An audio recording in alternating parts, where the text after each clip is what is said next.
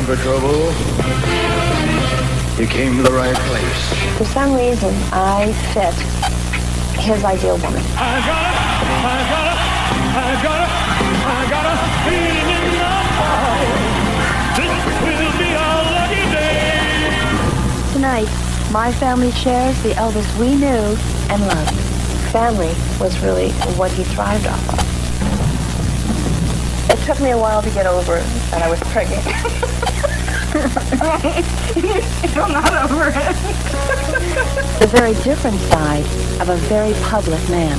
He was in such an ivory tower and so untouchable and so alienated. Our private home movies. It was like a little boy. That brings so much out of a woman when a man can become that vulnerable. Our intimate stories never told. One day with the Presleys, we had split an LSD pill. From my parents. You want the truth? Yeah. We were against him. From Elvis's cousin. I tried the capes. It was great. From one of his most trusted friends. We had great-looking girls. We packed guns. Music and performance never seen on television. I'm a napalm bomb, guaranteed to blow your mind. Our family. The happiest times I've ever had have been with my family. Our story. Even though he was my dad, he was electrifying. Elvis by the Presleys.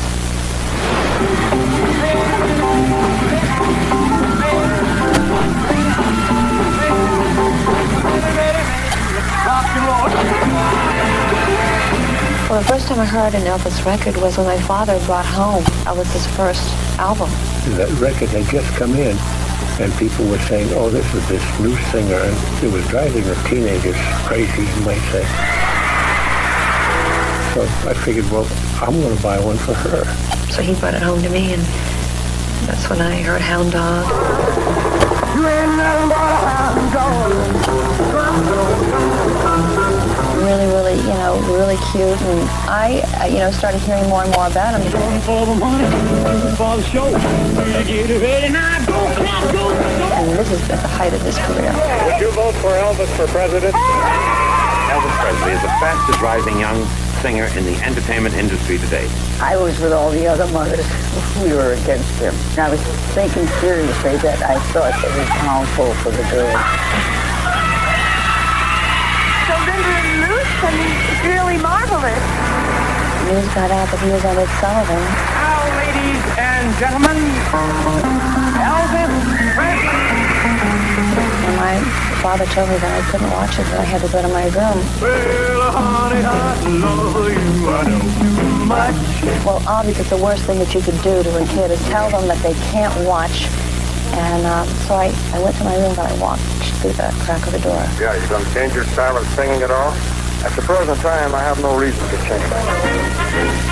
His lucrative career as rock and roll king interrupted for a while, Elvis Presley begins his military service at Fort Chaffee, Arkansas. We were all saddened by this thing because he was going to have to go away for 2 years, or maybe longer, we weren't sure. I got 1, 2, 3, occupation D. My father was transferred to Wiesbaden, Germany, and word was out that Elvis was in Germany. And then there was a guy who was there, and he said, "Do you like Elvis Presley?" And I said, "Well, who doesn't like Elvis?" "Yeah, I do." And he says, "He's a friend of mine, and I go over, a lot on the weekends." It was out of the blue, and I had to ask my parents. A young teenage girl in tune with the world and that type of music at that time. How were we able to deny you to do something like that? So the arrangements were made to go, I think like a Friday night. And here I was, trying to figure out what to wear. I was the one who told her to kiss. I looked over and, Elvis was sitting in a chair, and he was breathtaking. I mean, he was truly much more handsome in life than even on the screen, which is hard to believe. And I was introduced to him, and he got up, and he said, "Well, what do we have here?" It was a great evening. I never expected him to ask me back. But then the next thing I know, Elvis called. and he wanted to see me. So couldn't understand the whole situation, and we were arguing back and forth that should we, shouldn't we, because after all, you know, how old she was and everything else. When Elvis came into my life, they didn't know what to do with it. They honestly didn't. This was bigger than they could ever imagine. And so once we met Elvis, he was so polite and so charming. When he came over, and I think it was late, Mother and Dad woke me up. Elvis is here. You want to meet Elvis? Okay. You know, because I got up kind of sleepy, and I remember going in. There he was, you know, just really friendly. You know, he even got down. I remember him getting down on my level. Well, I liked Elvis because lots of times I tell my stories and he'd listen to me, and that impressed me. But you gave him the third degree. I was just pretending to be, what do they say, an old-fashioned father.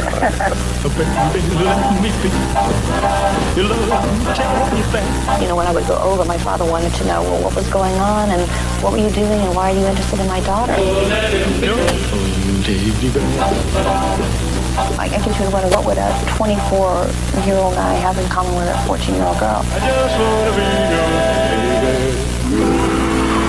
One of the conversations that we had alone in Germany, you know, he revealed a lot to me.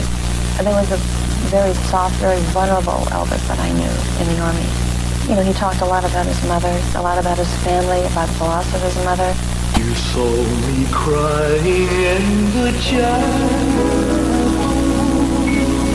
I've experienced tragedy, like losing my mother while I was in the Army. Although I think that things like that, as tragic as they are, tend to make you a little better human being, really.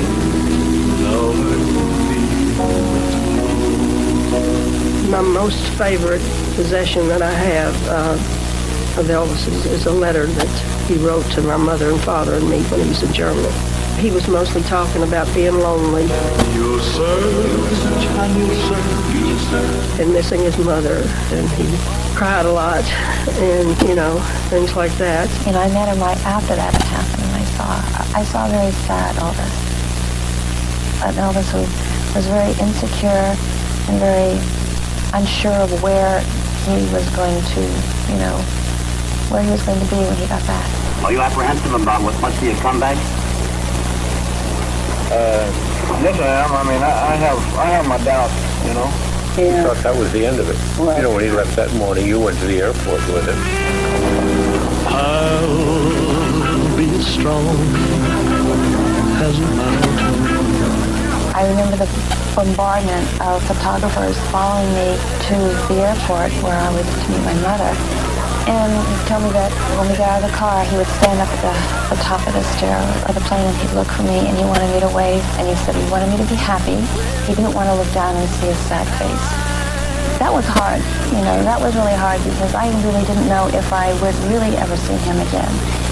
You know, I mean, here he was going off to Hollywood, California, back to making movies, and, you know, I was the girl he left behind. You have to remember, I'm only a 14-year-old kid. I've never had this happen to me in my entire life. When he returned, we were all excited, and it was a big, exciting party. It was what it was, you know, once he came back.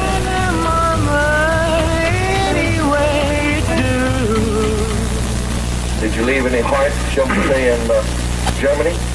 There was a little girl that I was seeing quite often over there. That her father was in the Air Force, but there was no big romance. I mean, the stories came out. The girl he left behind, and all that. It wasn't like that. I mean, I had to be careful when I answer a question.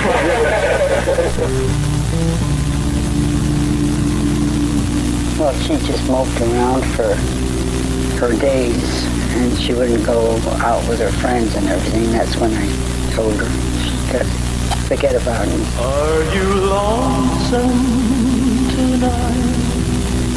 Do you miss me tonight? So when that first phone call came 21 days after, it was like a nightmare for them. Oh my God. Well, then we began to get maybe the idea that, I guess, more serious than what we had thought about in the past. Elvis and I communicated really when he left Germany by music. He would send me records like Take Good Care of Her. Take good care of her. Save the Last Dance for Me, Filled with a Kiss, and I would always wait in the mail for my 45 to come in. I want you, I need you, I love you with all my heart. He, is the one who kept the relationship going. He's the one who made the calls. He's the one who sent the records. He's the one who wanted me to come visit. He's the one who told me all about Graceland and what it looked like and how he wanted me to go to Graceland. I want you, I need you, I love you. Why does he want over there? Should we let her go? For some reason, I fit his ideal woman. If we don't let her go, what's going to happen? She'll always accuse us of ruining her life. So there would be continuous calls, and I was very convincing to my parents and saying, I'll take good care of her, please let her come. And boys were getting married at, say, 17, 18, 19, and 20, and God forbid that a girl should go as old as 25 and not be married. So my parents let me come.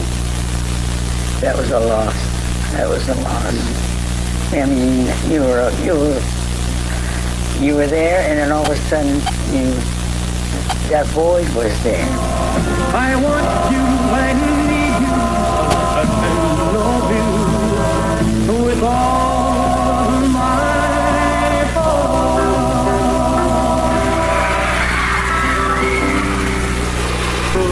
I guess still happen now and then. When I left to move to Memphis, I know that, I was nervous and I was scared and had really no idea the world that I was entering and where I was going and, what it would be like for me. I remember the first time I saw her when I came in the door, she was standing at the top of the stairs there. Welcome to my world. And she was so beautiful. And she looked like a little doll. But Elvis was so proud of her and everything. I wasn't prepared because I didn't know the lifestyle. He had already established a lifestyle of what he wanted to live. He was a movie star. When Priscilla moved in, Elvis was really trying to be a good boyfriend, future husband, but it was a bachelor's world. Somebody had started. She was wearing my ring and I was wearing her ring. We were wearing each other's rings. Obviously, Priscilla was quite beautiful. He wanted his ladies to be stunning and quiet. A woman had her place. Was beside her man, supporting him and doing things for him and agreeing with him. So I was the girl he left behind. So that was to be accepted too. Don't leave me now. Don't leave me now. But he always promised me that it wouldn't always be that way. So I was home with Grandma. And Patsy. Oh, Elvis had a close-knit group of people most of the time with him. He and I grew up in the same neighborhood in Memphis, Tennessee. I was a grade school kid, and there were 5 older guys trying to get a 6th person to play touch football. This is how unpopular Elvis Presley was in 1954. It wasn't just, I was with Elvis only. He, had his own built-in family. Well, that's where the Memphis Mafia came from.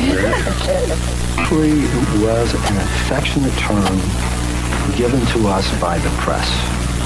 We wore mohair suits. We had great-looking girls. We packed guns. But that's how it started. The kind of life I lead, it moves very fast, like I said before, and you don't have much time to sit around, We traveled, we played together, we, ate together, we housed together. He didn't want Priscilla walking around the house in a robe and in pajamas. And it's kind of understandable because anytime you got 3 or 4 guys living in your house, it's not private. We lived in our own little vacuum. Any place is paradise when I'm with you. There was no time. No one lived on time. We got up when we wanted to, went to bed when we wanted to, partied when we wanted to, went to Vegas in the spur of the moment. He kept a certain distance between the relationship between the guys and Priscilla. He didn't want her to be one of the guys. You know, he put a lot of trust in me, and I could never betray him. And I always say there was a very different side to Elvis that even the boys didn't know.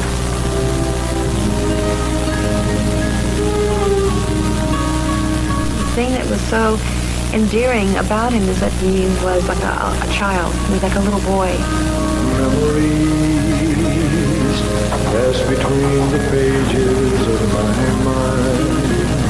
He brought the mother out in you. You know, we had this wonderful baby talk that he grew up with. I think that brings so much out of a woman when a man can become that vulnerable and let all of his defenses down. And very few people really got to see Elvis that way. And you couldn't help but fall in love with him. My parents moved back to the States, and when they wanted to come and visit, they would notify me and say, we're going to come by and see you. No, we were living at that time in California. When they put your arms around me, I get a fever that's so hard, I mean, there was so much shuffling around and so much thought that had to go into it because obviously I was staying with Elvis. And I told Charlie, my parents are coming to see me and I need your room. Daddy, won't you treat me good? So that when my parents came, you know, I'd say, and this is my room, you know, and they'd look around and they'd go, oh, you know, oh, that's really nice. That's really nice. Where does Elvis stay? Sometimes I wonder what my parents were, how naive they were, but they so wanted to believe that this was the way it was. Well, he always reassured us that everything was on the up and up. He showed us the ring that he was going to give to you. Well, it was around Christmas, and Elvis was really, really excited that night. So I went upstairs to get dressed, and a few minutes later there was a knock on my door, and he said, Satnin, you know, open up. And I said, who is this? And he goes, open up, it's Fire Eyes. So I opened up the door, and he had something behind his back. He wouldn't let me see. Merry, Merry Christmas, baby. And he got on his knees, and he says, I want you to open it. And I said, okay, and he says, now open up really slow, and I'm opening it up, and I'm thinking it's just, you know, another beautiful ring. And then I open up the box, and sure enough, it was this beautiful, beautiful engagement ring and wedding band, and a ring with diamonds all over it. And I was absolutely shocked. We hugged, and he wanted me to quickly get dressed, and when I came down, he was showing my hand to everybody. Now I'm living in paradise. Navy, I don't want the sailor Marcello. And you, Sophia, always in black. I hate black. Burlington Coat Factory presents Color, Color, and More Color, our free summer color celebration. Fabulous fabrics, sensational styles, bold prints, the hottest women's and men's designer labels, all 20 to 60% off department store prices. You look so beautiful. I want to tear your clothes off. Don't you? Numbers can predict and solve crimes, but do they influence world events? Tonight at 11, a report that could change the way you look at epic stories of the past, present, and future. The Force of Numbers. CBS 2 News at 11 tonight, after the season finale of Numbers. Fan. Done! Water! And you? The Two Crew has a case of beach fever! From swimwear to skincare, get geared up for some fun in the sun. Beach Fever, all next week from 5 to 7 a.m. only on CBS 2 News this morning. Now is when you need a network that moves at the speed of light. Now is why Cablevision built Optimum, the astonishing fiber optic network that brings you IO Interactive Optimum. Super high-speed Optimum Online. Unlimited Optimum Voice. All available, not sometime, not eventually, but now. Welcome to now. Welcome to Optimum. Why the first cop on the scene of the wall collapse is being called a hero. Exclusive at 11. Dave's got Samuel L. Jackson, Sting, and The Late Show Weekend Review, all new tonight.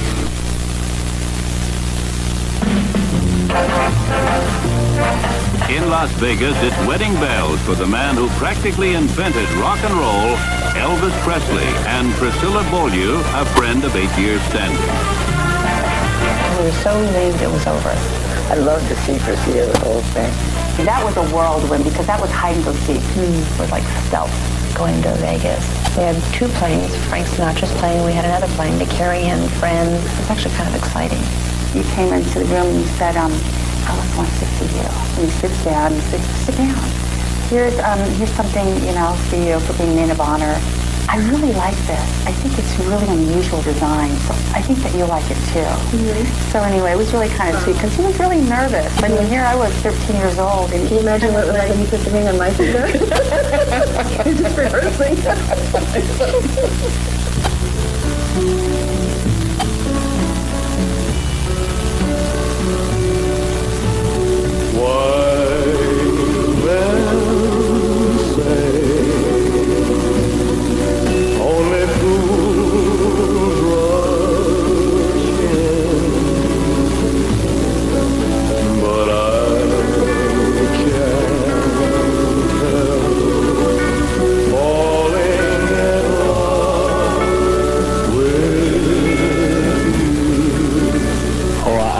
Feel a bit different.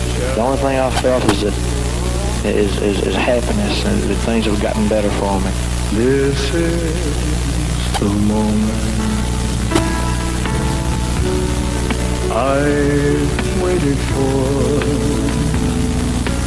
We came to the house, he picks me up, he carries me over the threshold, he sings through Hawaii, and it was quite romantic, but you also have to remember, the guys were all coming in the back door at the same time.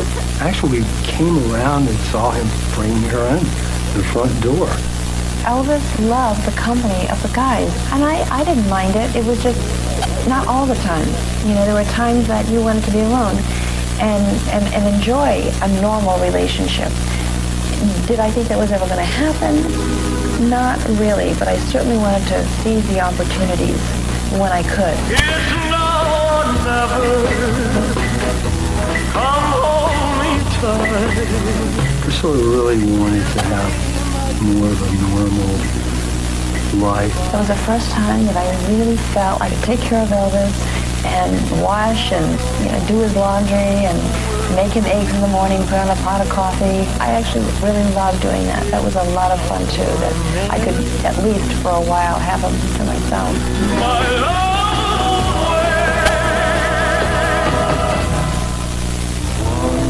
One boy, 2 little girls, 3 hearts yearning for love. I called you and I said, Mother, I am pregnant. And you were absolutely ecstatic. You can't even express the words with the excitement. It took me a while to get over that I was pregnant. Right? And you're still not over it. Right? Love me tender, love me sweet. He was so calm and proud. He was in the waiting room passing out cigars to nurses.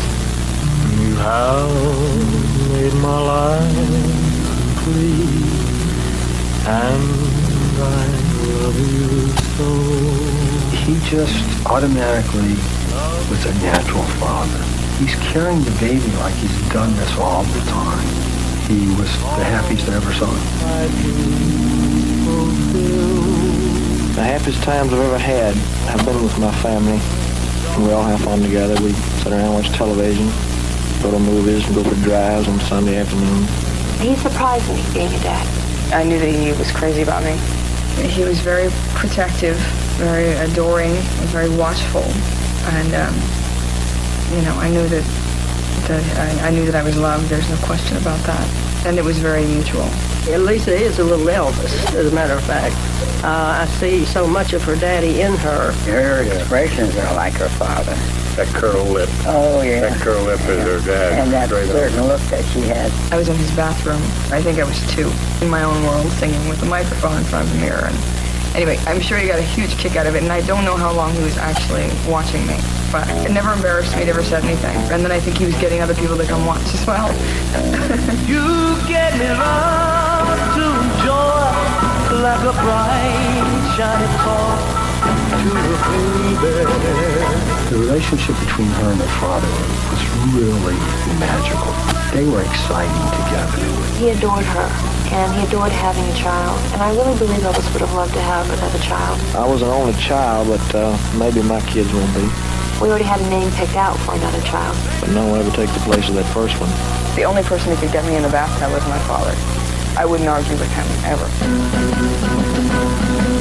Come on, everybody, and snap your fingers. There was no schedule, there was no time at Graceland, no rules. It was almost like this fun house that no matter what you did, no matter what you destroyed, no matter what you threw, no matter what broke, it would somehow miraculously get replaced within 24 hours. I love my baby. I love my baby. Hey, hey, hey, and my baby loves me. And it was quite the lively home. Elvis was great for practical jokes or just creating an effect.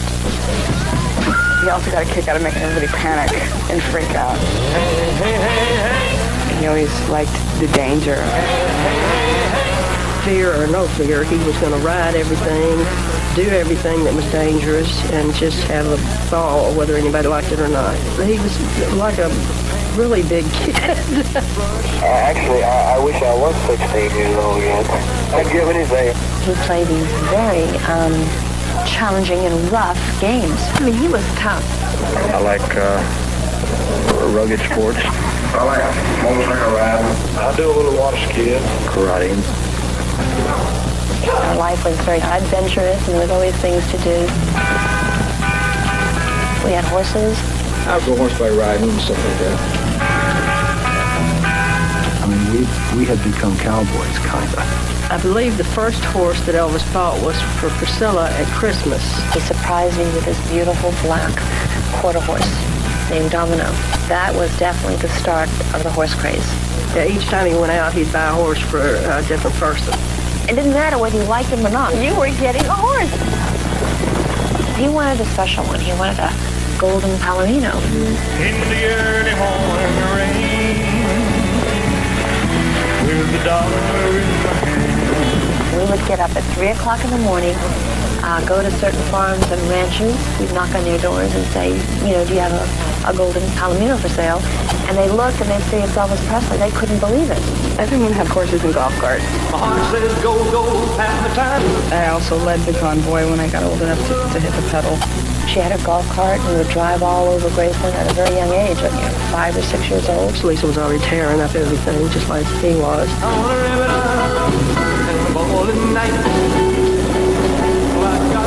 He had my parents on that at one time and scared the heck out of my mother. And then begged him, stop.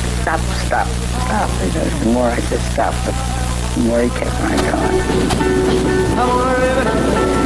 He was getting a kick out of it, but I wasn't at that time. And now when I go to Graceland, I take my kids, I try to reenact it for them. And they still act crazy, and that's what it's supposed to be. It's almost like there's this strange thing that happens to people when they get up there. Demolition, the golf carts, and people that had never been there have the urge to do it. He was a very good father and a very good husband. We wish you a Merry Christmas and a wonderful New Year. Elvis really loved Christmas time. It was very sentimental to him. And it's sentimental to me, actually, too, driving up to the front. It reminds me when I arrived at Graceland. Never did I think that I would have my daughter and grandkids at that time, but here we are. I was always with my dad at Christmas time.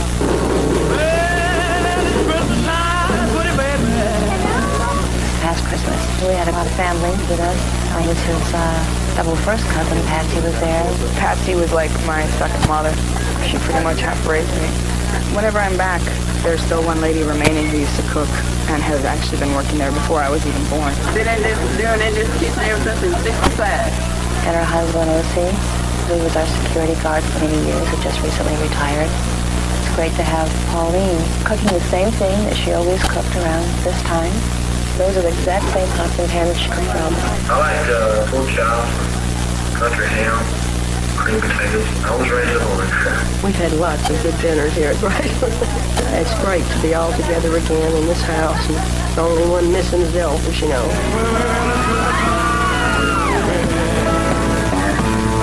And the snow is falling on the ground. I'm gonna tell you about this here Christmas. Santa Claus is back in town. He was always wishing that it would snow. We made the biggest snowman. We all made a huge snowman, got carrots. He loved that. Opening up presents at Graceland was really a tradition. I mean, that was the evening that we invited all our friends over. We had, oh boy, about 50, 60 people. You know how hard it was to buy gifts for Elvis, and everybody would almost give him the same gift. I got exactly 282 teddy bears. And Christmas holidays. The opening presents madly. Elvis had a gift for everyone. I've got anything that I think they might want. It's the season of cheer. I've got Daddy from suits. Mother goes in town now and she buys anything she wants, which makes me feel real good.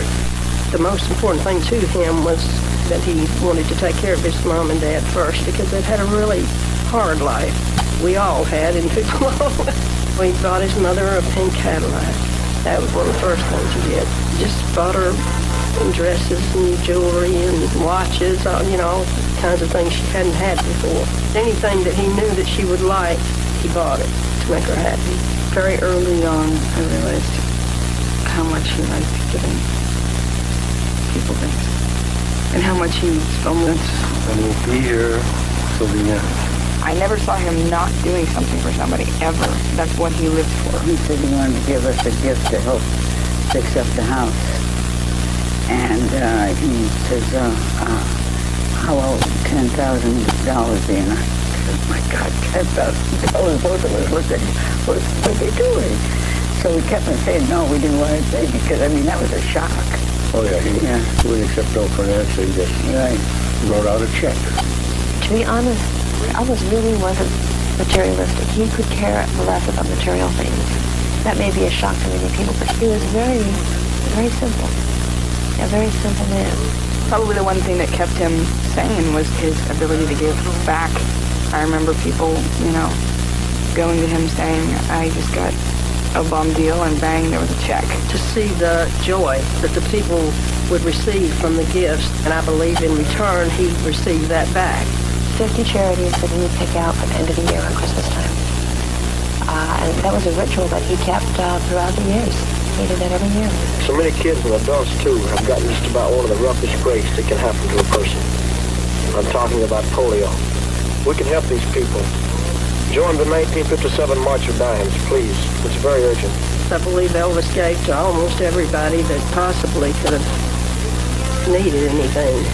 I know St. Jude and the Levana Hospital and all of the children's causes. As you know, we're doing a benefit for the Quilly Cancer Fund. The youth center in Tupelo, I believe he went down there several times. He was proud of it because it gave him a sense of humility and joy, too, because he was able to be a part of it. The Presley family has done an awful lot of charity work. They never were ones to make publicity about it.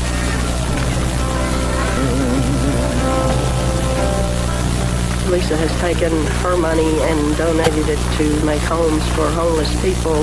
She just likes doing it because she wants to help people. This is helping people who want to make their lives better.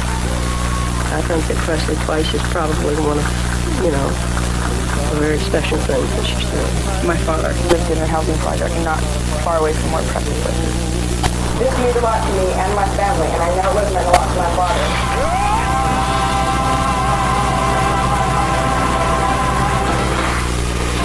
Elvis by the Presleys will be right back. Hey, baby, I ain't asking much of you. I don't know if I should mention other girls. It was a bachelor's life. He truly loved Just a bigger, bigger, bigger hunk of love. What can I say? It was Elvis Presley. Baby, I know ya. I walked in and said I had something to tell you and told him that I was leaving. Baby, baby, I'd get down on my knees for you.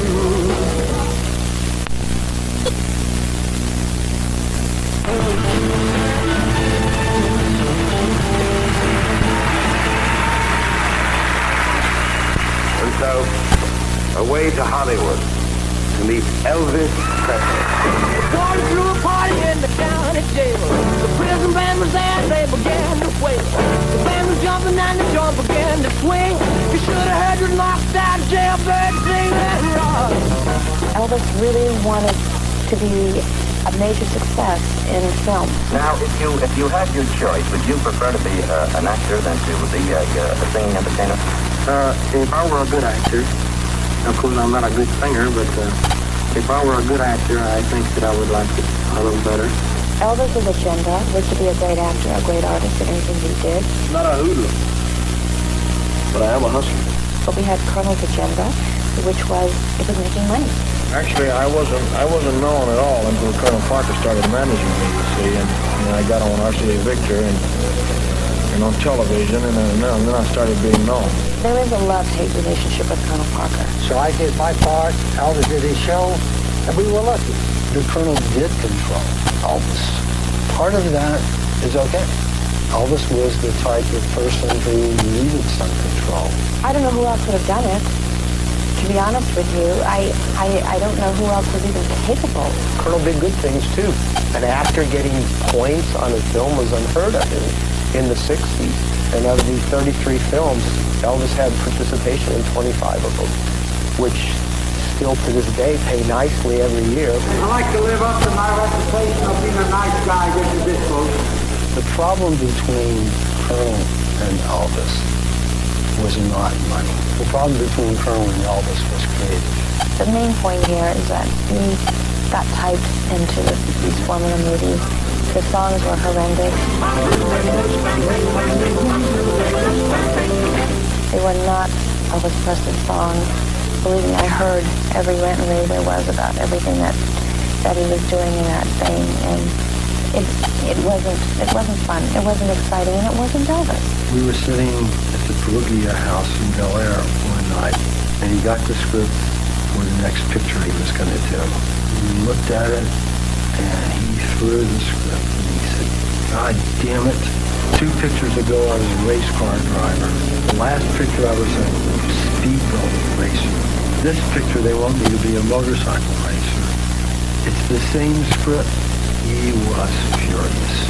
He didn't go to the studio the next day. This was one of his first times to rebel. And it wasn't too long that the studio came up, Colonel came up, and bottom line, it was put to Elvis, "You will do this, and you will do your contracts, or you won't do anything." Old MacDonald had a farm, E-I-E-I-O. He was in the back of a truck with animals all around. I mean, I heard about this today, that it's come to this. It's come to this. He felt that Hollywood was laughing at him. It broke his spirit in many ways. It broke his spirit, especially during the movie days. He felt that he could do so much more with his talent. You're one of the forerunners of rock and roll, yet really don't record hard rock anymore. Why? It's very difficult to find any good hard rock songs. If I could find them, I would do them. His morale was very, very low. His enthusiasm for what he loved to do was at its lowest. Always so happy. It affected everybody. It affected our relationship. It affected the relationship that he had with many of the people around him, his dad, because he was so preoccupied with, where am I going? What's my future? Searching, always searching. I think in the spiritual side and in the books that he read, and that search is truly trying to get some answers. Where should he go? Why him? What does he do now? I believe that all good things come from God. Will be in the valley for me someday? Gospel is really what we grew up with, more than anything else. I was raised up in a little Assembly of God church where people sang. I don't think he ever understood what his special mission was. He thought at one time that it was to be a preacher. He was on a never-ending spiritual quest, looking, questioning. Realization, fellowship, which could be any denomination. To the wisdom of the ages. He went through meditation. It was a way for him to get inside himself. I think it more or less puts your mind at ease. It does mine. The different ranges of which he went, the different spheres of religion versus spirituality versus philosophy. Every type, every possibility. Elvis wore a Jewish star with his cross, and he didn't want to miss out on heaven due to a technicality. He even had stacks next to his bed. He read all the time. He would always adamantly underline everything and write quotes next to the underlinings, like you'll see amen with an exclamation point, and it's in all of his books. It goes to show you his search for answers. He was just really following his soul. He saw all the people that he had coming to his concerts. He knew that he touched them, but he never really knew what he was to do with it until the 68th special. At a certain point, Colonel got obsolete. He came from a different era. I mean, the 68 special was blatant proof of that. He wanted it to be a Christmas special, and obviously it wasn't, and now it's televised. Yeah, it was a very nervous time for him because the 68 singer special was very, very new and special. They had a whole new technique of being in the round. He was so nervous during it. I got news for you, baby. I did 29 pictures like that. First of all, he knew he had to get in shape. He knew it was a turning point. He knew that up. And you look around the audience, they were captivated by him. There's a new light burning brighter somewhere. Got to be birds flying higher in the sky. More blue if I can dream of a better land. All my brothers walk hand in hand. Tell me why.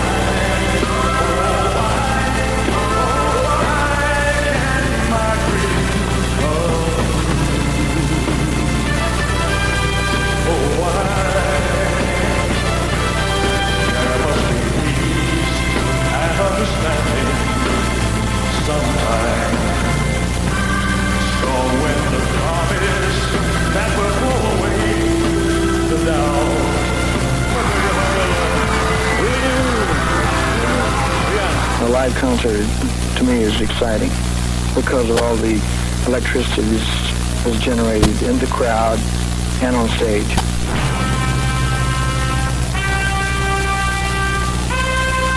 I looked forward very much to going on tour with him. It was a lot of fun. I loved watching go with him to the point where the 2001 intro starts. Very exciting. He was my dad. He was electrifying. I've been in front of a lot of audiences, but I always get nervous. But I always go out with the thought in my mind, are they going to like me?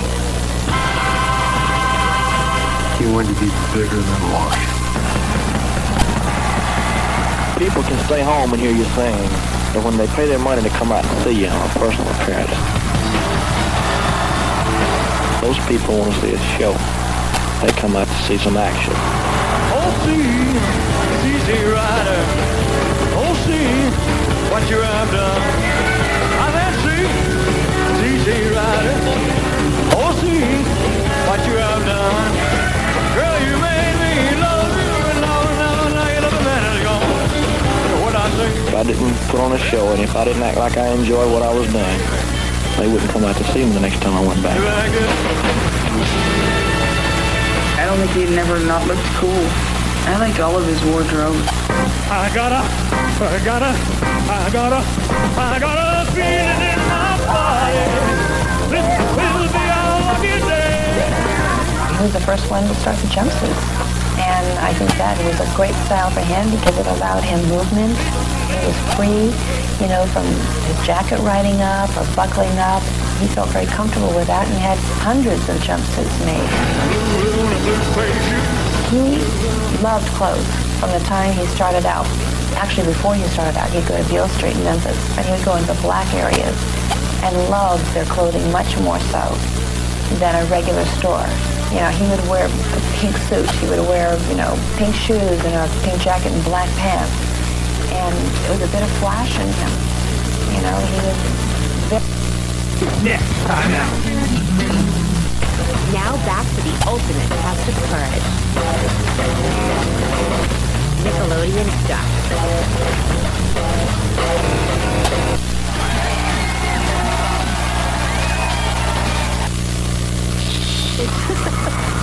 Elvis had this unique ability to sing a song, and that song, it's like he is singing that song to you. I get all keyed up and it's tough to relax. Looking back at life on the road, it's a very different life. It's a very different life. It's not, you know, you can't, it's hard to have a family and live a life of being on tour. It's pretty hard work traveling the way I've been doing. I've been to a lot of places, but I haven't seen any of them, really. Lots of times all I get to see as a city is a hotel room, my dressing room, and the stage.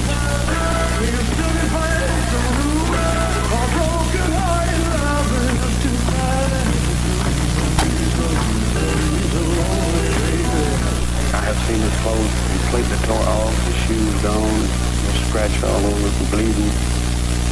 Just wild pants.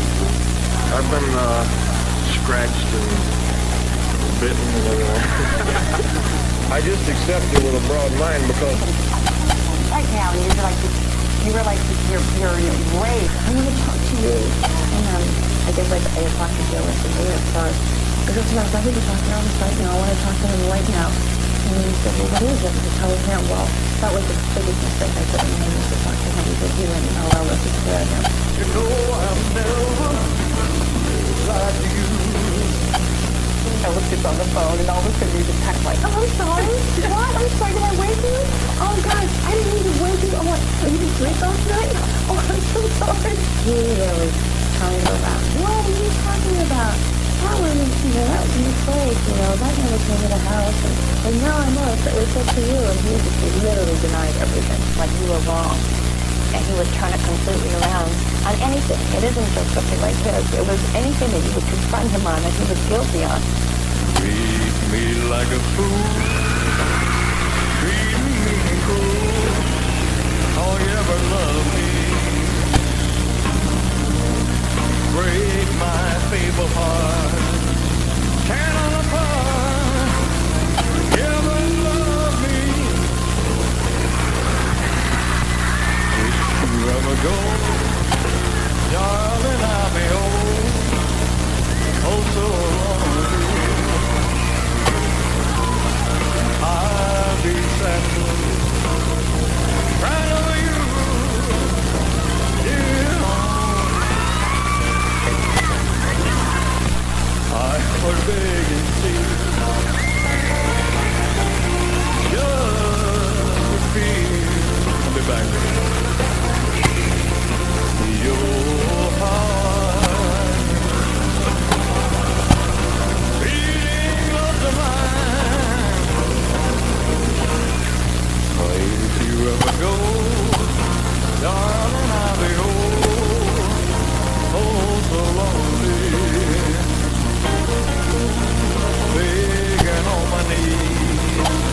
All I ask is please, please love me. Whoa,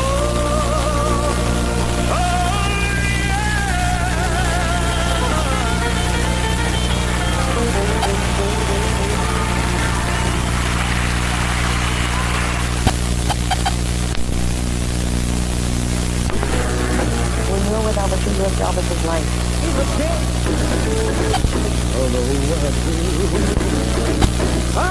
You really didn't have a life. You lived his life. The day we become now, what do you mean? When it came to dress and how I wore my hair, how I wore my makeup. He had a say in everything. So I didn't have any sense of who I was. Mr. Presley, what do you think of women's liberation? Well, you know, watching is right. On social comments like that, I just send out to make a comment. The moment of when I started realizing that I was in this lifestyle that really wasn't realistic was when I started meeting other people and started realizing that a woman did have a voice. Now, mind you, Elvis didn't like this at all. It was a revelation for him that I am now speaking up and saying things. He would not understand if I said, I don't have a life of my own. He couldn't relate to that because having a life was traveling and doing and being with him, and he could only understand what his life was about. When Lisa came into the picture, when she was born, that's when things changed. Because I couldn't accompany him anymore. Because now we had a baby that I really didn't feel comfortable leaving all the time.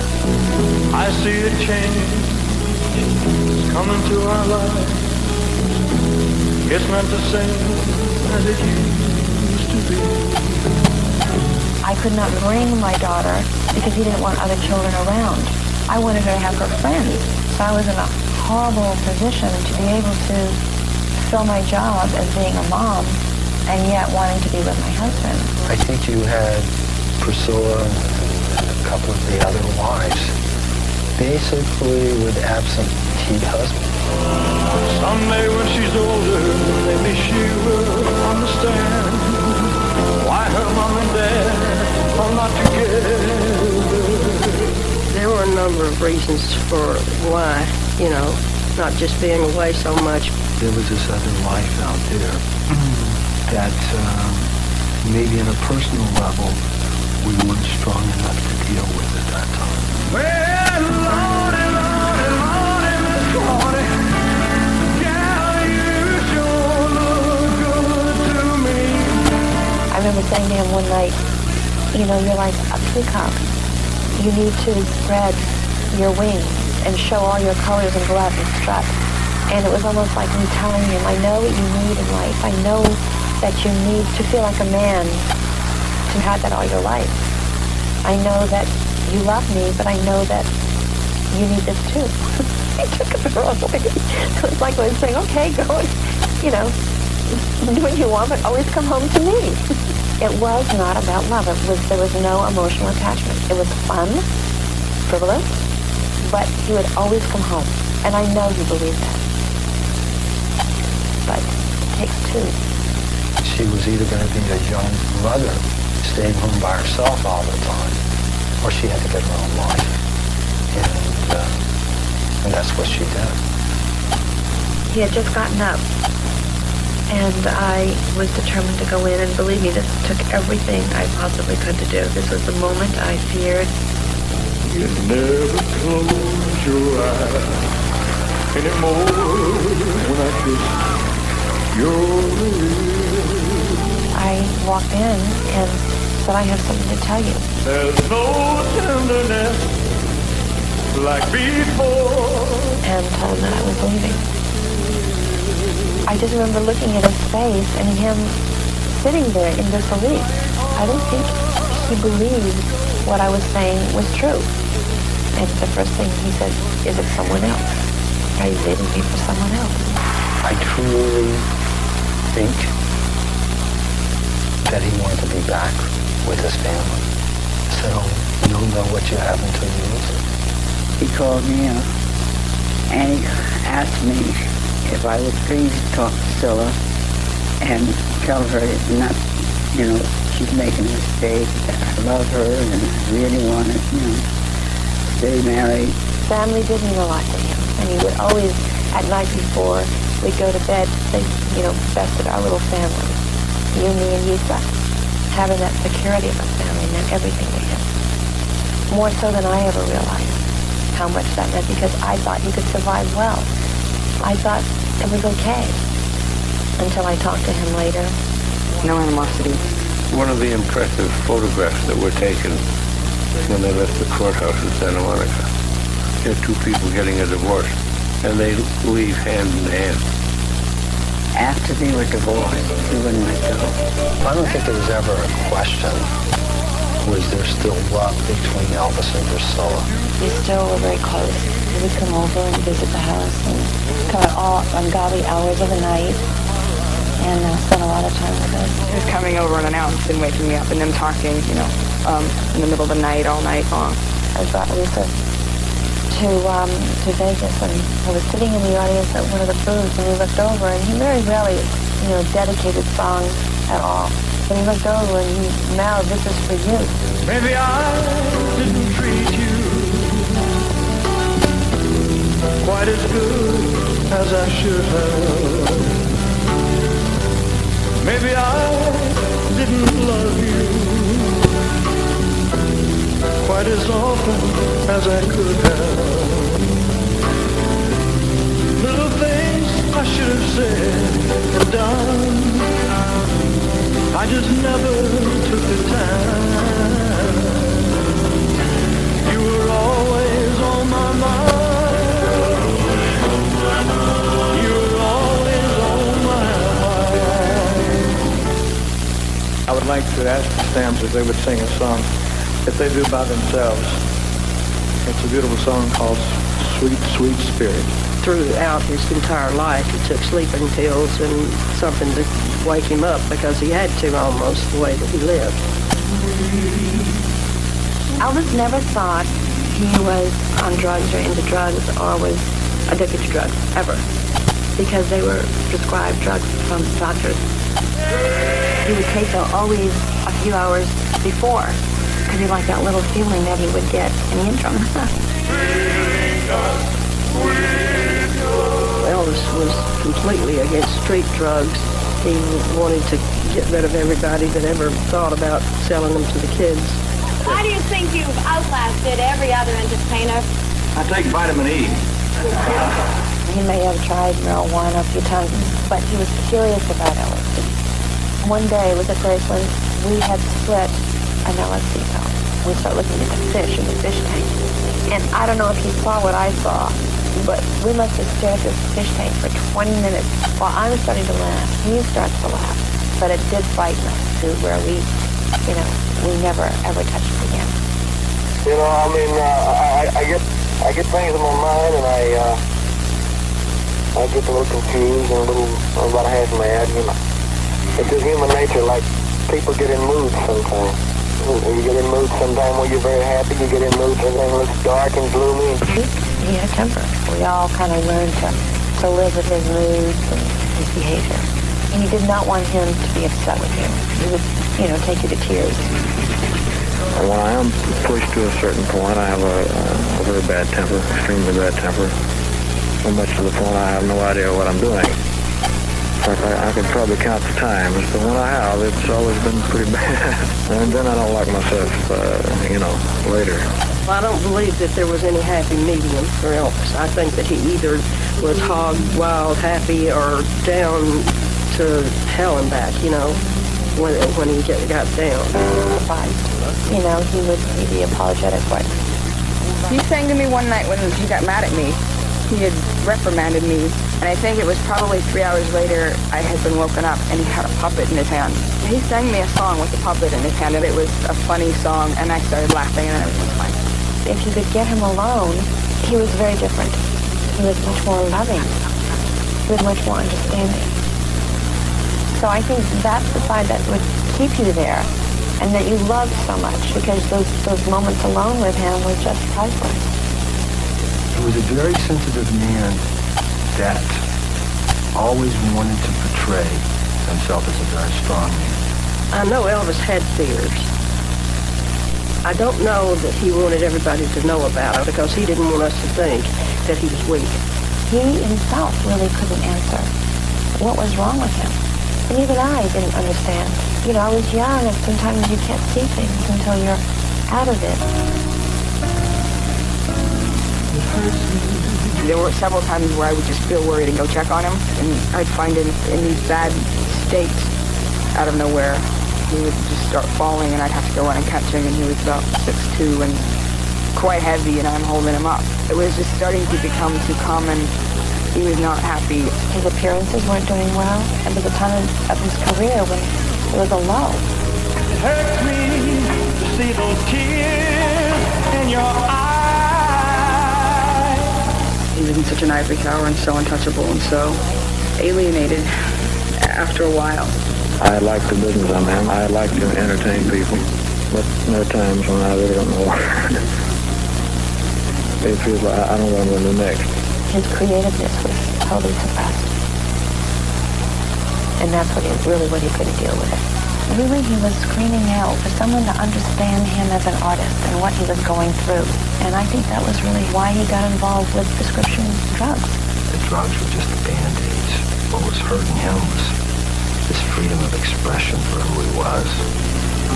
When you're weary, feeling small, when tears are in your eyes, I will run home.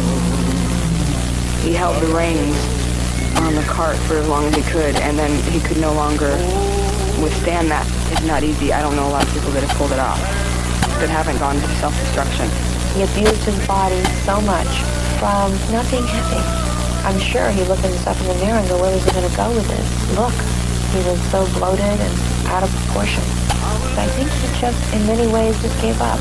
Oh, like a bridge over troubled waters, I will lay. We're going to check you in.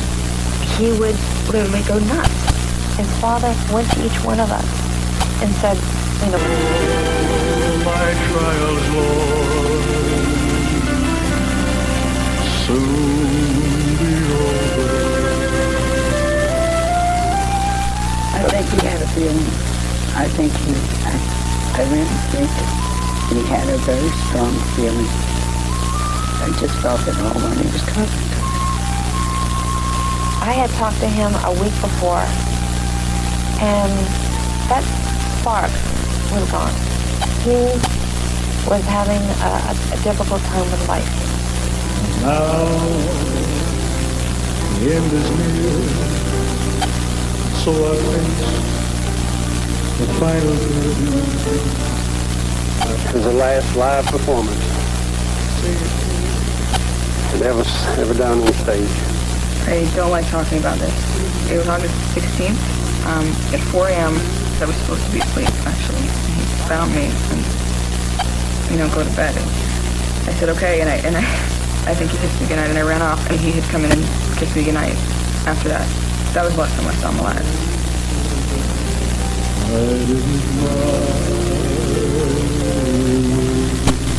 I look back now and I think 42 is so young. He was so young and had so much more to give and had so much more to participate in. But that's the thing I can hardly believe now, looking back. What I had to do, saw it through without How could I go on without Elvis? I mean, he was always there. He was always there for me. He was always there for his daughter. It took a long time to resolve that. It hit me. I was never going to see this guy again, and I went to pieces. There were so many people mourning in front of me, fainting.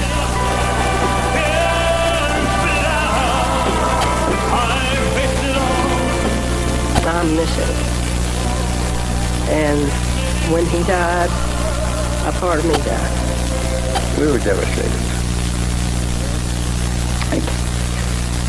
His body was in the house for 3 days, and there was something very oddly comforting about that, which made it not necessarily real for me.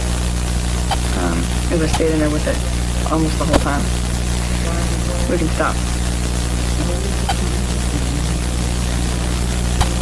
All the cards and letters that you have sent since the passing away of my son, Elvis, have been a great help to me and the family during this time of grief?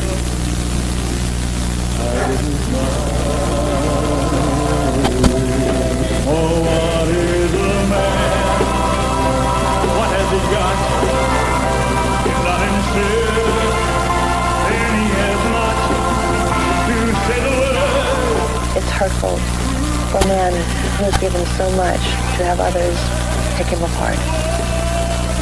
I'll die, defending him and his legacy, because he deserves it.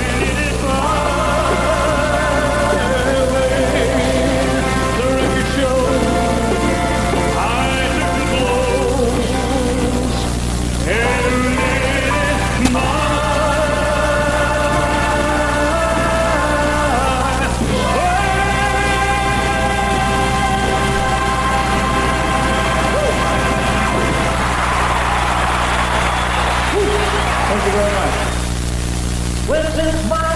Elvis by the Presleys. Long after this, and this summer. We're going to end tonight's program in the same tradition that Elvis would end his live shows. The song is called Can't Help Falling in Love. Elvis would perform it as a tribute to his fans, reflecting his love and appreciation towards them. We share that same song with you now. And on behalf of the entire Presley family, I would like to say thank you. Wise men say, only fools again. Why can't help falling in love with you? Shall I? Would it be a sin?